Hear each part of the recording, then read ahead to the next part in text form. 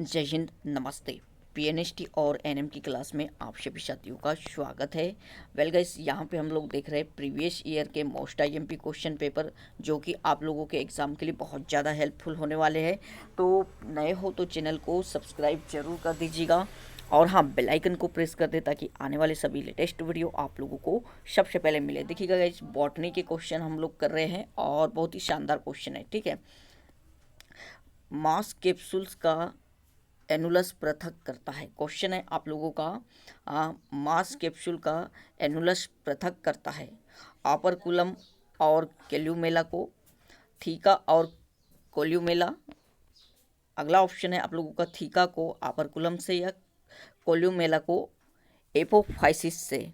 तो देखिए, ये जो आप लोगों का उत्तर हो जाएगा थीका और कोल्यूमेला। ठीक है, मास कैप्सूल का एनुअल्स थीका और कोल्यूमेला को पृथक करता है। ठीक है, बढ़ेंगे अगले क्वेश्चन की ओर। प्यारे साथियों, अभी तक वीडियो को लाइक नहीं किया है तो लाइक जरूर कर दीजिएगा और चैनल को सब्सक्राइब भी कर दें। ओके, चलिएगा, क्योंकि अभी बहुत सारे आप लोगों के सामने क्वेश्चन मैं लाने वाला हूँ जो मोस्ट आईएमपी क्वेश्चन हो गए आप लोगों के लिए। देखिएगा, ये आप लोगों का क्वेश्चन है, the female sex organ in Riccia and Funaria is. तो देखिए, रिक्सिया तथा फ्यूनेरिया में मादा जनन अंग है। तो आर्किगोनिया, आर्किगोनियम, एंथ्रीडियम, उस्पोर या पेराफाइसिस। तो बताना है आप लोगों को, रिक्सिया तथा फ्यूनेरिया में मादा जनन अंग है, कौन सा है इसमें से। तो गैस, इसका सही उत्तर आप लोगों का हो जाएगा आर्किगोनियम। आर्किगोनियम हो जाएगा। बढ़ते हैं अगले क्वेश्चन की ओर। सारे मोस्ट आईएमपी क्वेश्चन आप लोगों को करवा दिया जाएगा, चैनल को सब्सक्राइब जरूर कर लीजिएगा। चलिए, और अभी तक बेल आइकन को प्रेस नहीं किया है तो उसे भी प्रेस कर दीजिए ताकि आने वाले सभी आप लोगों के जो लेटेस्ट वीडियो है उनका नोटिफिकेशन सबसे पहले आपको मिले। डिस्क्रिप्शन बॉक्स में स्टूडेंट वार चैनल की लिंक दे रखी है, उसे भी ज्वाइन कर लीजिएगा। हेट्रोब्लास्टिक डेवलपमेंट रिफर्स टू। तो क्वेश्चन है, हीट्रोब्लास्टिक विकास कहलाता है। हीट्रोब्लास्टिक विकास एक ही पौधे पर नर तथा मादा जनन अंगों का विकास, विभिन्न ऋतुओं में कायिक वृद्धि तथा पुष्पन, एक परिपक्व अंग का विकास जो जुवेनाइल अंगों से कारिकीय रूप से भिन्न होता है। एक ही पौधे में दो प्रकार के सोर्स। तो क्या होता है हेट्रोब्लास्टिक विकास, इन ऑप्शन में से आप लोगों को चुनना है। तो देखिए, यहाँ पे इसका उत्तर होगा आप लोगों का सी वाला। ठीक है, एक परिपक्व अंग का विकास जो जुवेनाइल अंगों से कारिकीय रूप से भिन्न होता है। ओके, हेट्रोब्लास्टिक विकास क्या कहलाता है, एक परिपक्व अंग का विकास जो जुवेनाइल अंगों से कारिकी रूप से भिन्न होता है। बढ़ते हैं अगले क्वेश्चन की ओर। अगला क्वेश्चन देखिएगा, ये रहा आप लोगों के सामने। क्वेश्चन है, impure air is purified in the presence of light and green plants was first said bye. तो प्रकाश और हरे पौधों की उपस्थिति में अशुद्ध वायु शुद्ध हो जाती है। किसकी? प्रकाश और हरे पौधे की उपस्थिति में अशुद्ध वायु शुद्ध हो जाती है। सबसे पहले किसने बताया था? डी सासर ने, प्रिस्टिले ने, वान हेलमोंट ने। तो गाइस, कमेंट्स बॉक्स में मुझे कमेंट्स कीजिएगा इसका उत्तर क्या होगा। तो चलिएगा गाइस, ये जो आप लोगों का है, ये जो आप लोगों का दिया था, प्रिस्टिले ने बताया था कि जो प्रकाश और हरे पौधे की उपस्थिति में अशुद्ध वायु शुद्ध हो जाती है, ऐसा प्रिस्टिले ने बताया था। ओके, याद रखिएगा आप लोग, प्रिस्टिले ने। बढ़ेंगे नेक्स्ट क्वेश्चन की ओर। प्यारे साथियों, वीडियो को आप लोग लाइक नहीं करते हो और चैनल सब्सक्राइब नहीं करते हो। ओके, तो सब्सक्राइब जरूर कर दीजिएगा क्योंकि आपको बहुत ज़्यादा यहाँ पे हेल्पफुल जानकारी भी आगे भी मिलती रहेगी। यूकेरियोट्स के, देखिए क्वेश्चन है, histone proteins found in the nuclei of eukaryotes are rich in. तो देखिए, यूकेरियोट्स के केंद्रक में उपस्थित हिस्टोन प्रोटीन में प्रचुर मात्रा में पाया जाता है। देखिए कितने मोस्ट आईएमपी क्वेश्चन है। यूकेरियोट्स के केंद्रक में उपस्थित हिस्टोन प्रोटीन में प्रचुर मात्रा में पाया जाता है ग्लाइसिन एवं फिनाइल एलाइन, लाइसिन एवं आर्जिनिन, ग्लाइसिन एवं आर्जिनिन, फिनाइल एलाइन योमलाइसिन। तो क्या पाया जाता है इनमें से? तो जो हिस्टोन प्रोटीन है उसमें क्या पाया जाता है? लाइसिन एवं आर्जिनिन। लाइसिन एवं आर्जिनिन याद रखिएगा।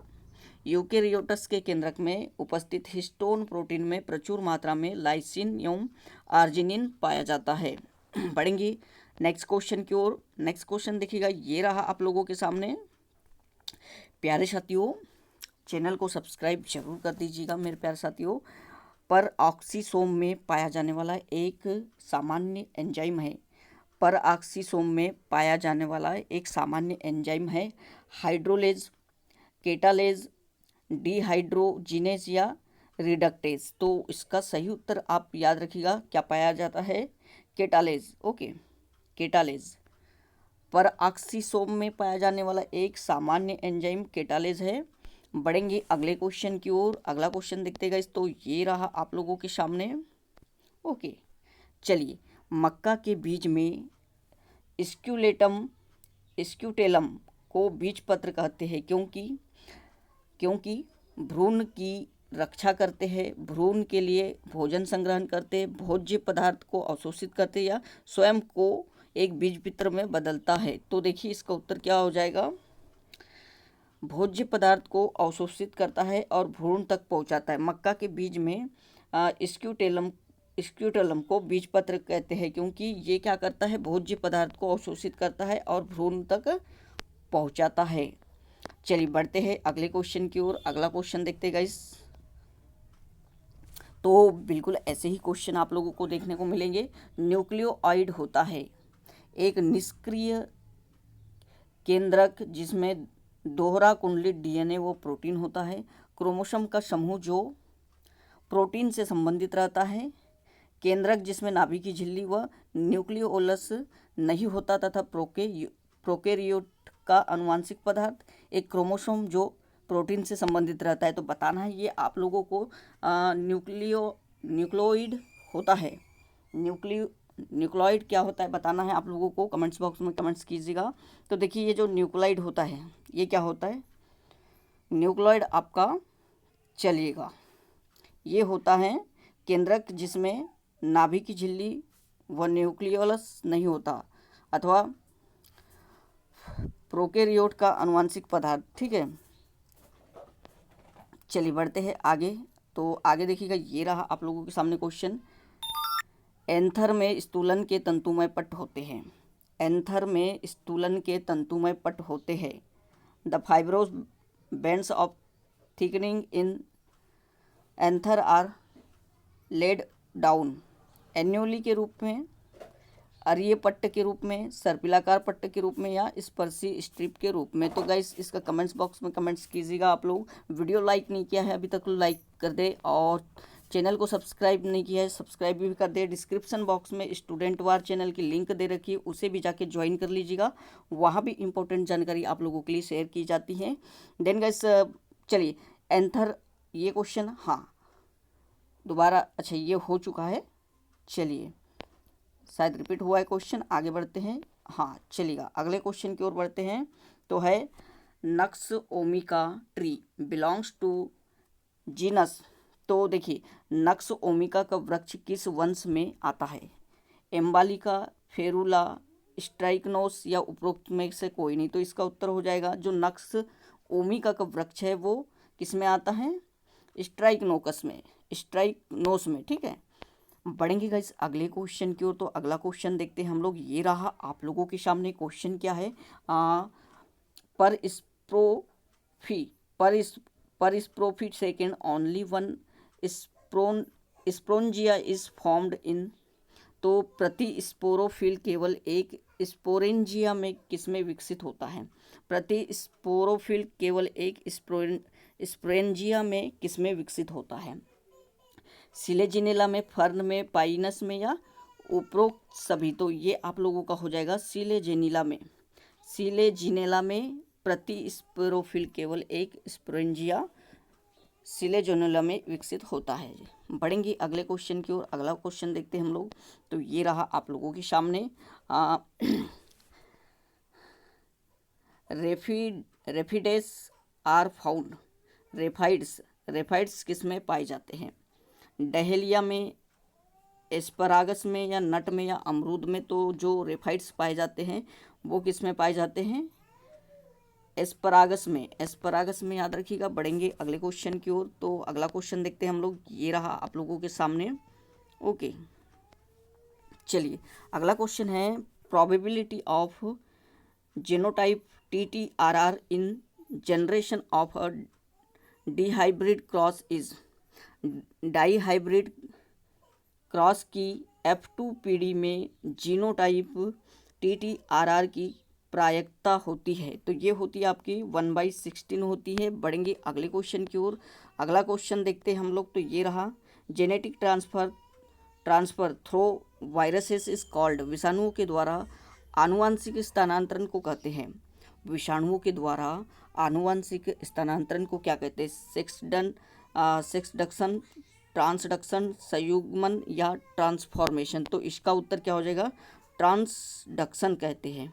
क्या कहते हैं? ट्रांसडक्शन। विषाणु द्वारा आनुवांशिक स्थानांतरण को, विषाणुओं के द्वारा आनुवांशिक स्थानांतरण को क्या कहेंगे हम लोग? ट्रांसडक्शन कहेंगे। ये याद रख लीजिएगा आप लोग। बढ़ते हैं अगले क्वेश्चन की ओर। तो ये रहा आप लोगों के सामने अगला क्वेश्चन। चलिएगा, झिल्ली में ग्लाइकोप्रोटीन उपस्थित होने के, अच्छा, एंटीजन विशिष्टता होती है। एंटीजन विशिष्टता, antigen antigen specificity is due to the. Antigen विशिष्टता होती है झिल्ली में ग्लाइकोप्रोटीन उपस्थित होने के कारण। झिल्ली में ग्लाइकोप्रोटीन अनुपस्थित होने के कारण, झिल्ली में फॉस्फोलिपिड्स उपस्थित होने के कारण, झिल्ली में न्यूक्लियोसाइड्स उपस्थित होने के कारण। तो एंटीजन विशेष क्यों होते, ये क्वेश्चन पूछा है। तो देखिएगा, ये क्या होता है, इनमें झिल्ली में ग्लाइकोजोन उपस्थित होने के कारण, ठीक है, ग्लाइकोप्रोटीन उपस्थित होने के कारण झिल्ली में एंटीजन विशेष क्यों होते? झिल्ली में ग्लाइकोप्रोटीन उपस्थित होने के कारण इनको विशेष कहा गया है। बढ़ते हैं आगे। Roots can take oxygen when it is in. जड़ें ऑक्सीजन का उपयोग किस रूप में करती है? गैस के रूप में, गैसेस फॉर्म में, या सॉल्यूशन विद वाटर, जलीय विलयन के रूप में, या फिर chemical combination with other compounds, दूसरे यौगिकों के साथ रासायनिक संयोग करके द्रव के रूप में। तो किस रूप में गैस ऑक्सीजन का उपयोग करती है? तो आप सभी को मालूम है ऑक्सीजन गैस है, तो गैस के रूप में ही जो है जड़ें आप लोगों का इसको यूज़ करेगी। बढ़ेंगे अगले क्वेश्चन की ओर। अगला क्वेश्चन देखते हैं। तो अगला क्वेश्चन है आप लोगों के सामने, the murein found in bacterial cells is. जीवाणु कोशिका में पाया जाने वाला म्यूरिन होता है। Murine, okay. प्रोटीन का व्युत्पन्न होता है, वसा का व्युत्पन्न, कार्बनिक अम्ल का, या फिर शर्करा का? किसका होता है म्यूरिन? तो ये जो म्यूरिन है आप लोगों का, ये होता है शर्करा अम्ल व्युत्पन्न होता है, ठीक है, शर्करा अम्ल व्युत्पन्न। जीवाणु कोशिका में पाया जाने वाला म्यूरिन शर्करा अम्ल व्युत्पन्न होता है। बढ़ेंगे अगले क्वेश्चन की ओर। गाइस, क्वेश्चन पसंद आ रहे हो आप लोगों को तो, और वीडियो पसंद आ रहा हो तो लाइक कर दीजिएगा। कमेंट्स बॉक्स में मुझे कमेंट्स करके बताएं कि और ओल्ड क्वेश्चन पेपर आप लोगों को लाना है या नहीं लाना है। चलिएगा, यूरोप तथा पश्चिमी एशिया, अच्छा, ये क्वेश्चन रहा। Asparagus is a native of. Asparagus की उत्पत्ति स्थल क्या है? यूरोप तथा पश्चिम एशिया, भारत, चीन, या USA? तो कहाँ से उत्पन्न हुआ है ये हुआ है आप लोगों का यूरोप तथा पश्चिम एशिया से हुआ है, ठीक है। चलिए बढ़ते हैं आगे नेक्स्ट क्वेश्चन की ओर। नेक्स्ट क्वेश्चन आप लोगों का ये रहा, काफ़ी बड़ा क्वेश्चन है। चलिए,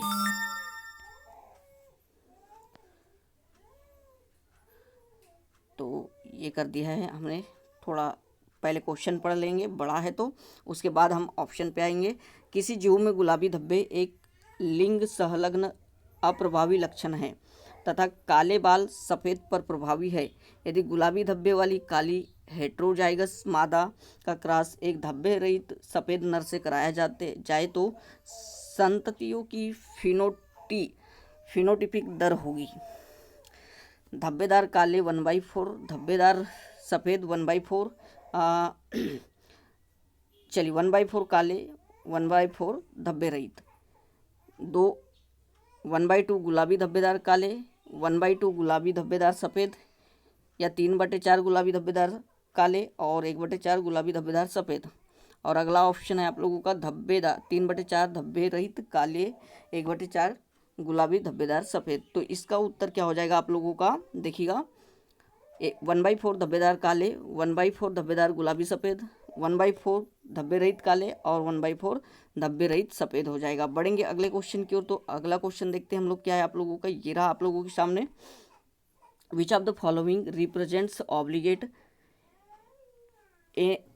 एनेरोब्स। ओके, तो ये आप लोगों का है, निम्न में से कौन सा अनिवार्य अवायवीय है, मतलब ऑब्लिगेट एनारोब्स है, ठीक है।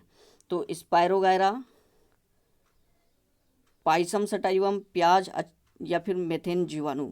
अच्छा, ये पाइसम सटाइवम, चलिए ये किसका आप लोगों का वनस्पतिक नाम है, कमेंट्स करके मुझे कमेंट बताइएगा। चलिए ये उत्तर हो जाएगा आप लोगों का मेथेन जीवाणु, ठीक है। मेथेन जीवाणु अनिवार्य अवायवीय है, ठीक है। चलिए बढ़ेंगे अगले क्वेश्चन की ओर। अगला क्वेश्चन देखते हैं हम लोग, ये रहा आप लोगों के सामने। The embryo may arise either from egg or some other cells of gametophyte in. भ्रूण का विकास अंडे या गेमेटोफाइट की किसी अन्य कोशिका से होता है। वर्धी प्रजनन में, रिकेरेंट एपोमिक्सिम में, या नॉन रिकेरेंट प्रजनन में, या अपस्थानिक भ्रूण में।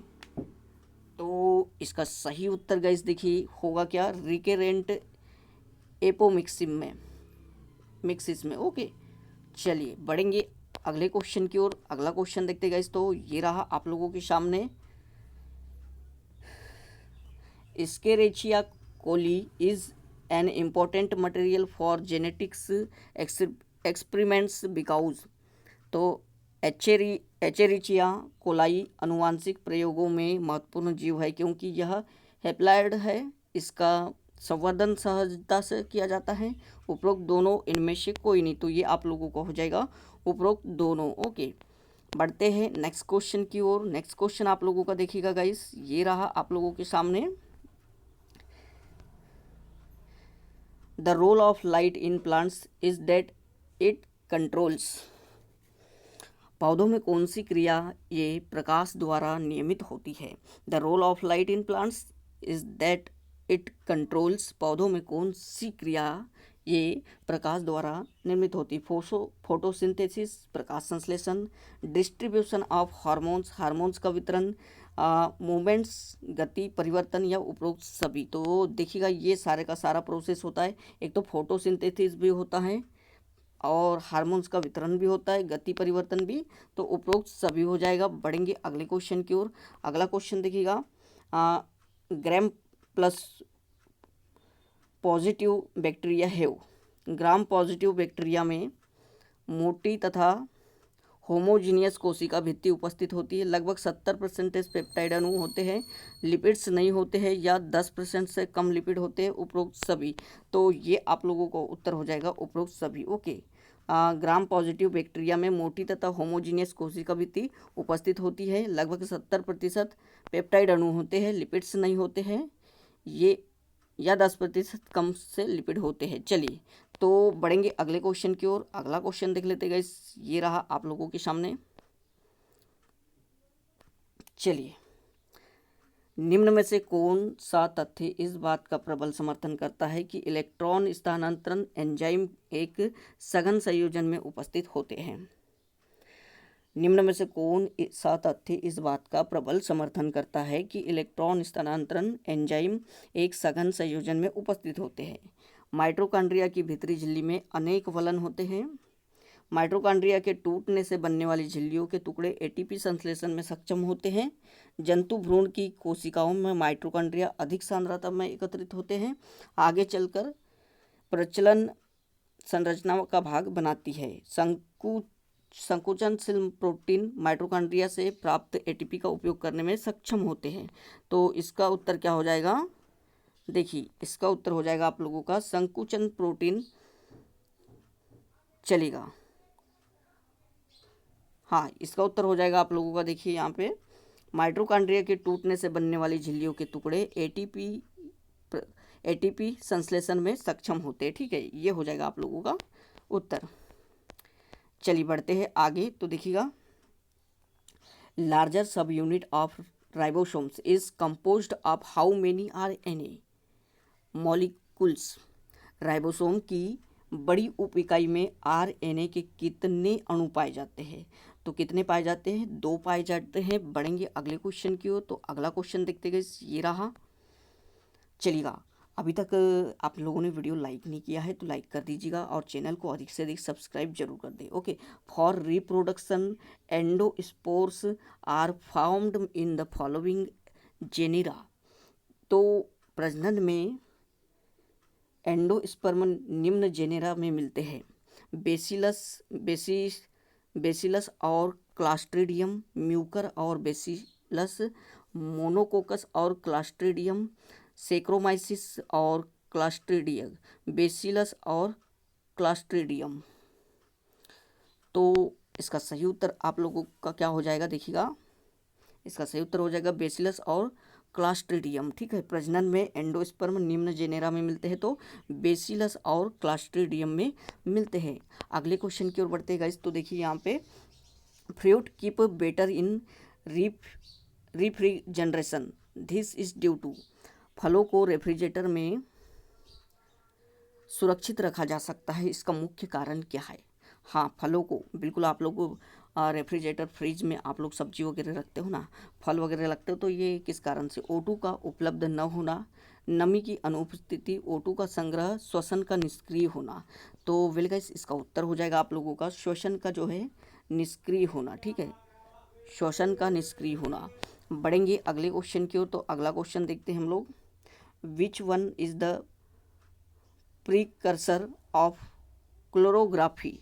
क्लोरोफिल का प्रारंभिक पदार्थ है बैक्टीरियो क्लोरोफिल, बैक्टीरियो विरिडिन या ट्रिप्टोफेन या फिर क्लोरोफिलाइड। तो ये जो आप लोगों का है क्लोरोफिल का प्रारंभिक पदार्थ, इसको हम क्या कहते हैं? क्लोरोफिलाइड कहते हैं। बढ़ते हैं नेक्स्ट क्वेश्चन की ओर। चलिए, ये रहा आप लोगों के सामने। विच इज ऑड वन, निम्न में से कौन सा विषम है? चाइना रोज, मक्का, आम, सूरजमुखी। चलिएगा, चाइना रोज, मक्का, आम, सूरजमुखी। तो इसमें आप लोगों को सिलेक्ट करना होगा मक्के को। ओके, क्यों? आम, सूरजमुखी, चाइना रोज, या इसमें से और कौन सा है? मक्का होगा। बढ़ेंगे तो गाइस देखिए, यह थे आप लोगों के मोस्ट आईएमपी क्वेश्चन जो कि प्रीवियस ईयर के एग्जाम में पूछे गए थे। गाइस, अभी तक चैनल को सब्सक्राइब नहीं किया तो सब्सक्राइब कर दीजिएगा, बेल आइकन को प्रेस कर दे ताकि आने वाले सभी लेटेस्ट वीडियो आप लोगों को सबसे पहले मिले। चलिए, मिलते फिर और नेक्स्ट वीडियो में मोस्ट आईएमपी क्वेश्चन के साथ। थैंक यू साथियों।